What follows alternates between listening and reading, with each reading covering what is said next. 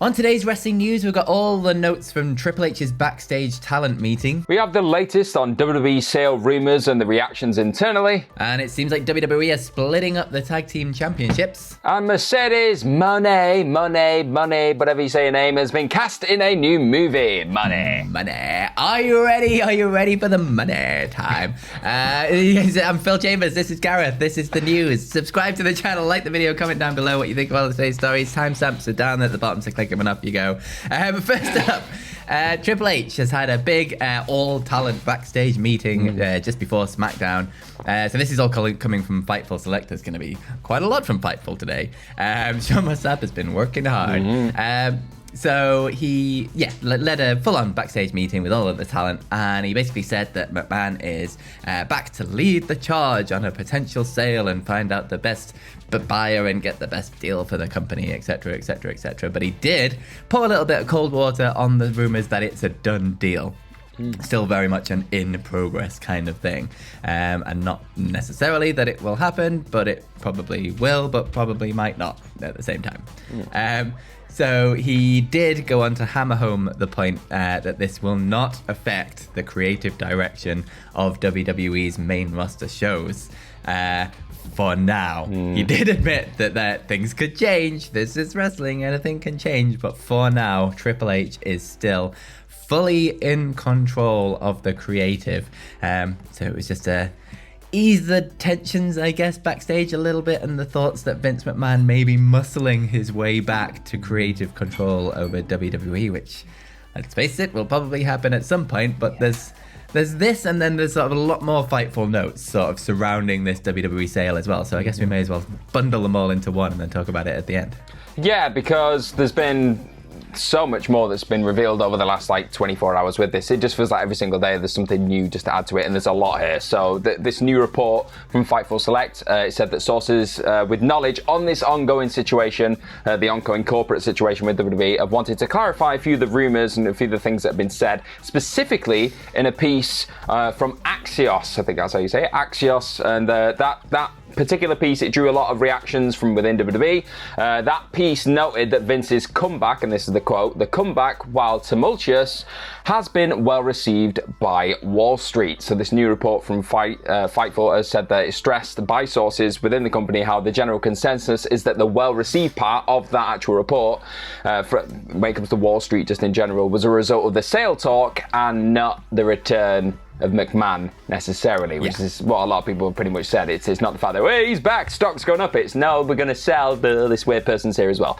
We're going to make loads and loads of money. The stock goes up, Yeah. That's what it basically is. Pretty much. So there was a people getting excited over money. Exactly. So there was like a direct line from Vince's retirement last year to the stock price, live attendance, live event attendance, the viewership and talent morale all increasing. So it was a good thing when he left, everything went up, but the stock price has hit its high in the last week, so people were like, oh, does that mean the Vince stuff has had a contributing factor in that? And this is just pretty much clarifying that no, it's more the sale, the potential sale thing. It's also been noted how there's a lot of potential buyers out there: Endeavor, Disney, Amazon, Apple, Netflix, Comcast, and perhaps a group led by AEW president Tony Khan and his papa, not Papa H. So it's also been reported that the frontrunner seems to be the Saudi Arabia Public Investment Fund. That was the big story that absolutely shook the entire planet pretty much earlier in the week. Everyone was like, what is going on there? But sources from within WWE have said that the Saudis are actually not the leading candidate after all. To add to this, new report from Fightful notes that very plugged-in, influential names, again, that's the quote, said that Comcast, the parent company of NBC Universal, are actually expected to make the purchase. That's a huge development there, that it's apparently Comcast who are the front runners, not the Saudi horrible, terrifying fund. Regarding the rumours on AEW... Yep, that's the official title I think it is, that's how I put it. I just feel the snipers coming at me right now.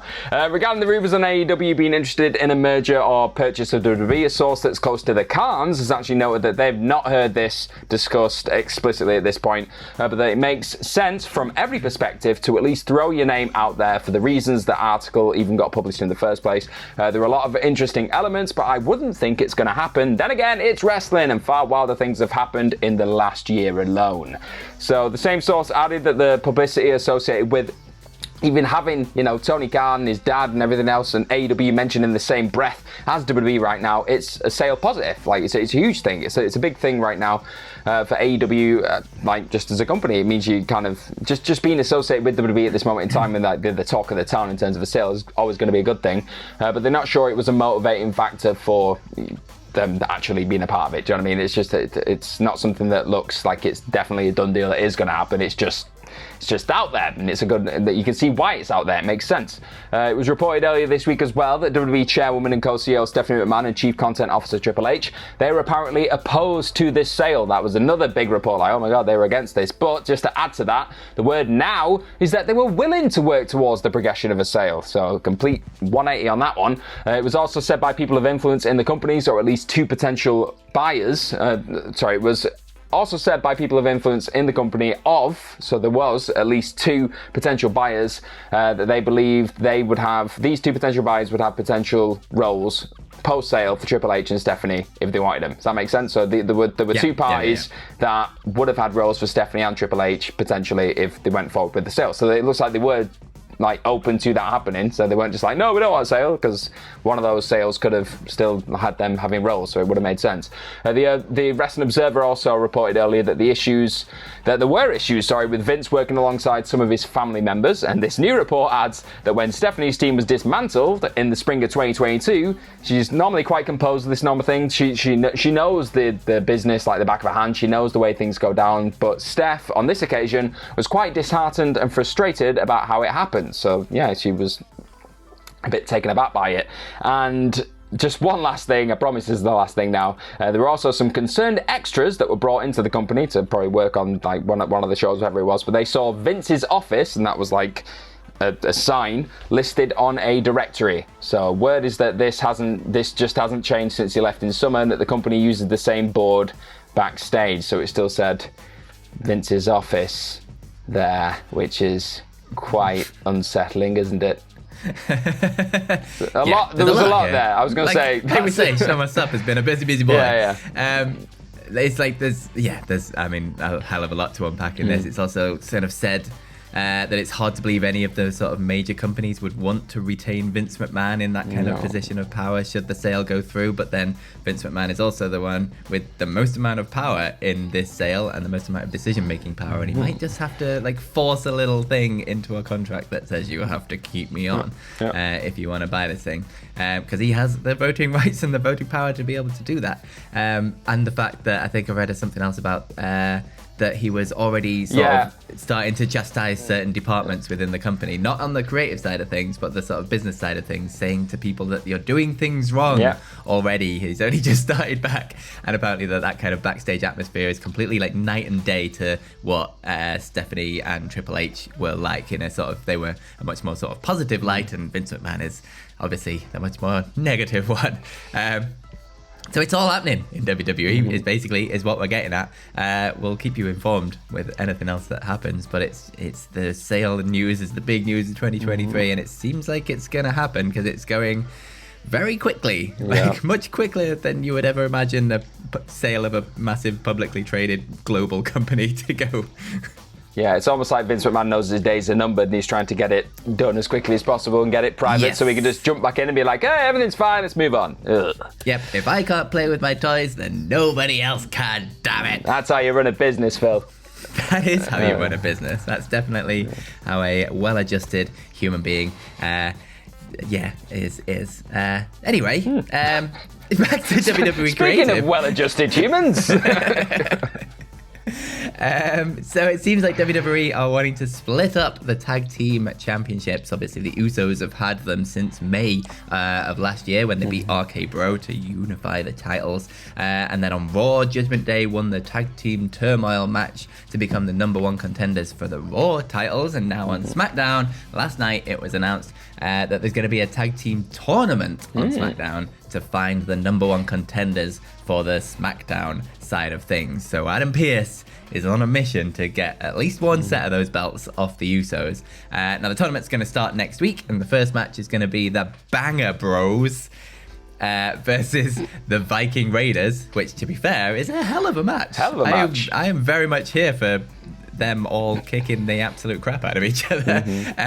Strange that it's the first match of the tournament, because you'd think both of those teams would have a decent run within the tournament. But one of them's going to go. Who it is, I've no idea. And also, what we've no idea about is the rest of the tournament, because nothing else has been announced for it, just this one match. I assume we'll find out more next week. But there is going to be tag team tournament thing, and then whoever wins that will be going up against the Usos, and they've got a lot of challenges to get through to keep these titles together. Yeah, it's an odd one for me, this, because I feel like the World Championships, for me, is the priority of trying to split those up so you can have a world title on both shows. I think that's the key one in my mind. I think we need to do that as soon as possible in as intelligent a way as possible. Whereas the tag belts, I kind of like the tag belts being unified, because I think for the longest time, the rosters on both sides haven't felt strong enough or deep enough to hold and have a set of belts on either side to contend for. There's like 3 or 4 teams that can fight for the belts, really. So it's just a bit of a cycle through those. So I don't know. I'm conflicted over this. I mean, the matches will be great. We know that. And the fact that we've not heard the rest of the tournament being announced at this point probably just points to WWE being like, we're going to put it in? We'll deal with that next week. Why not? So... But the Banger Bros and Viking Raiders should be another banger, and then there'll be another banger, and there'll be another banger, banger after banger after banger. That's it, yeah. And they chop each other backstage, apparently. That's what happened this week. It was. They do, yeah. And according to their Twitter, they now have a banger bus. So, It's going to leave everyone with that image. So that's lovely. And another image we're going to be taking in very soon. Not sure when, because it's not really been explicitly said again when it's going to come out. But Mercedes. Hey, Doug, shut up. He's just a huge Sasha Banks fan. I know. Mercedes Moné fan. That too.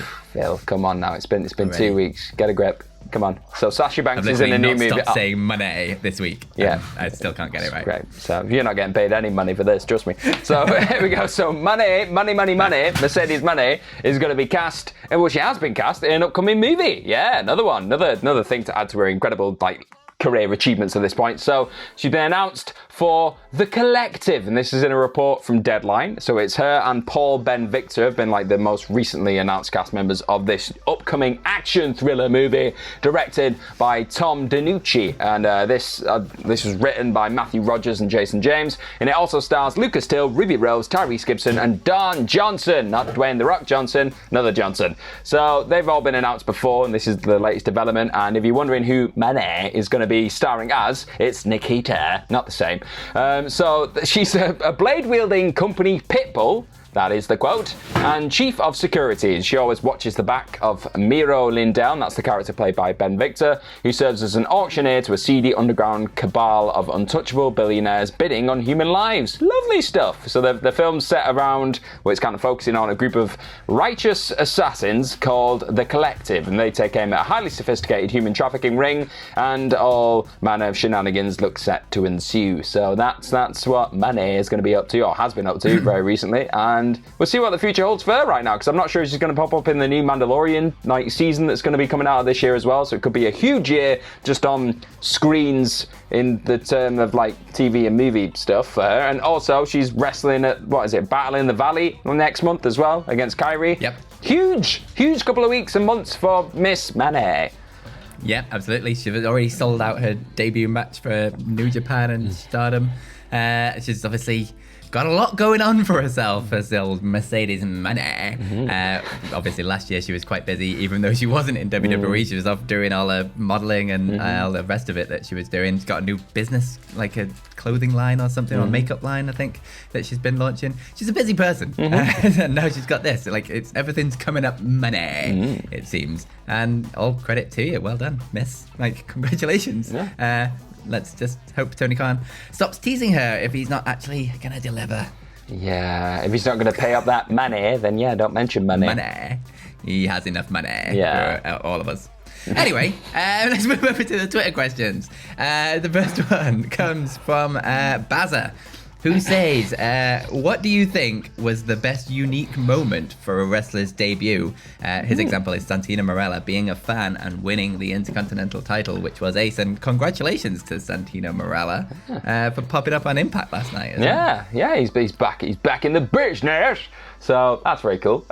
This is a cool question. I'm trying to think, because you don't just want like ones that came out of nowhere and got unexpected pops. It's like how they handle the actual incoming debut. I think the Cody one was pretty cool. Like again, not like technically a debut or a return, but I quite like that. The way that it was built, it was like, is it him? Kind of is him. It's got to be him. Is it not him?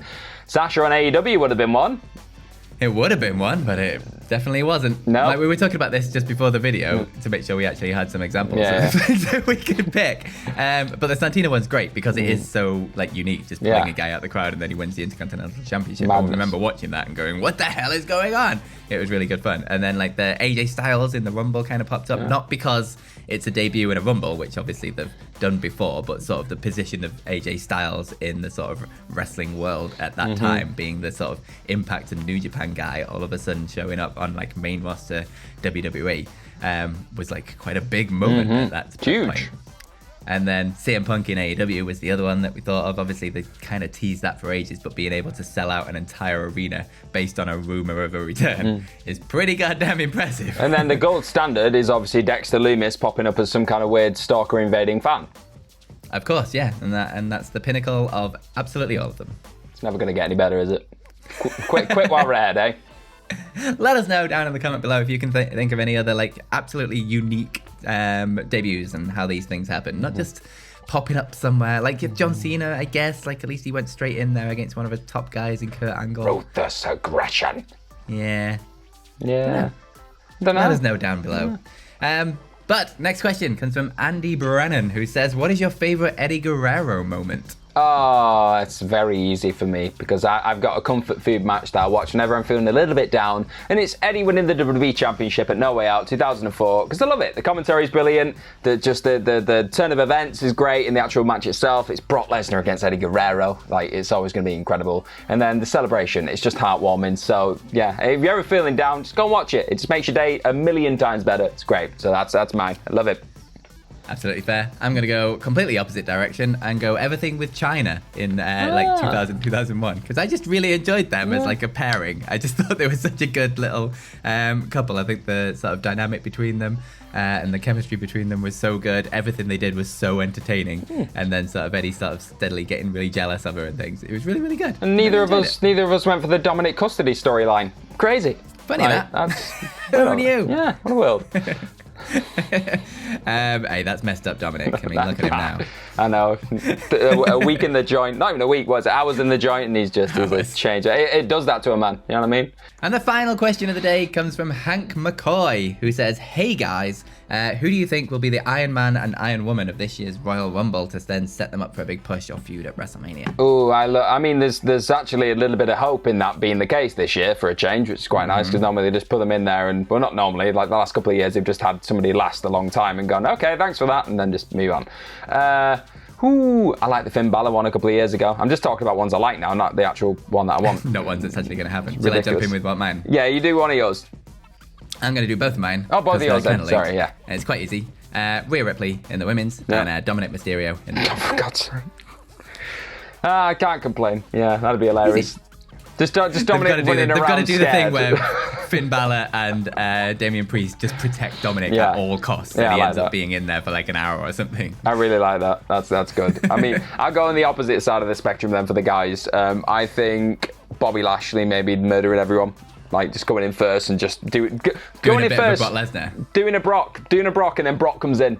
Something like that, and just there's two big meaty men slap meet, and one of them they both just smash through the ropes, and the top rope gets destroyed, and then there's no top rope, so the entire match is thrown out. Okay, so the women's side, I go with, I don't know, I'm just gonna go Raquel Gonzalez. Because I think Raquel Rodriguez. It's not been Gonzalez for about a year. Get it Ridiculous, right. man. I know. Raquel Rodriguez, yeah, because I just want to see her get a monster push, and it seems like she's getting a bit of a rub on SmackDown right now, and she's someone you could build that division around, I think, going forward. So I go Rodriguez. Why not? Big Mammy Cool. There you go. Let us know down in the comments below who you think is going to be the Iron Man and Iron Woman of the Royal Rumble. And follow us over on Twitter, because that's the end of the video. Follow me at Phil My Chambers. Follow Gareth at GMorgan04. Follow all of us at WhatCulture WWE. Subscribe to the channel, like the video, comment down below, like I say. Ups and downs for Rampage and SmackDown is on its way, so look out for those. And most importantly, have yourselves a bloody good day. And go get that money. Yeah, money.